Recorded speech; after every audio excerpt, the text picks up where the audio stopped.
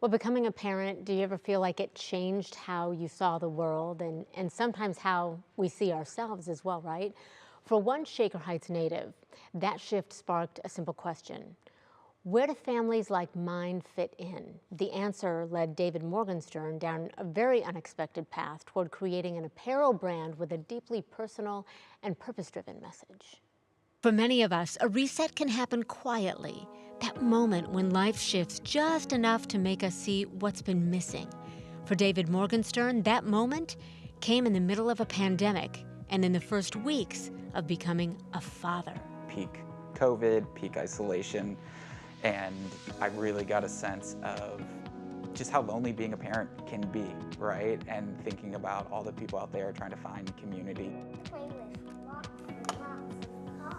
You were playing with lots of cars last night.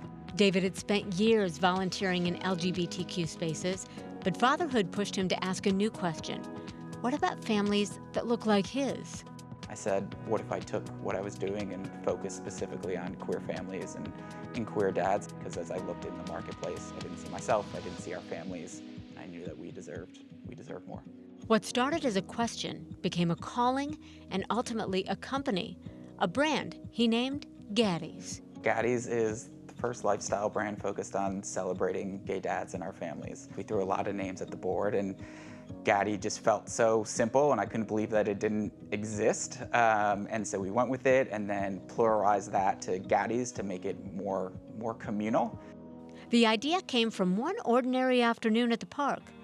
I was looking at these dads and trying to figure out, were they queer or gay? Were they hipsters? And I got inspired by this notion of what if we had a symbol, a word, to sort of help us find one another. That simple word, Gaddy, would turn into something bigger than he expected. But this reset wasn't just about starting a company. It meant walking away from the stability he'd always relied on. I never planned to be an entrepreneur. I very much enjoyed the security of big places and healthcare and days off and all of those. But for the first time, I got very excited by that moment of, oh, this is a real thing. You know, when I worked at Nike, you always started with listening to the athlete and listening to them. So that's the same thing with dads, right? I'm listening to what are they talking about, what are they doing, how do I speak to them in their own way, and I think a lot of the product reflects that. I talked to close to 200 dads, and each one of those conversations, I learned something new. That's where I get the energy. So each one of those conversations, you get the new spark. So what has the reaction been? Amazing. For Father's Day, dads from around the world who had purchased the product over the last couple months, they put up their Father's Day post wearing the merchandise and sort of feeling seen and represented and talking about what it meant to be Gaddy's and using it in their hashtags, using it in their captions. I'm like, whoa, that's cool. So that was why we did this, right? Today, David and his husband are raising their son with pride and purpose.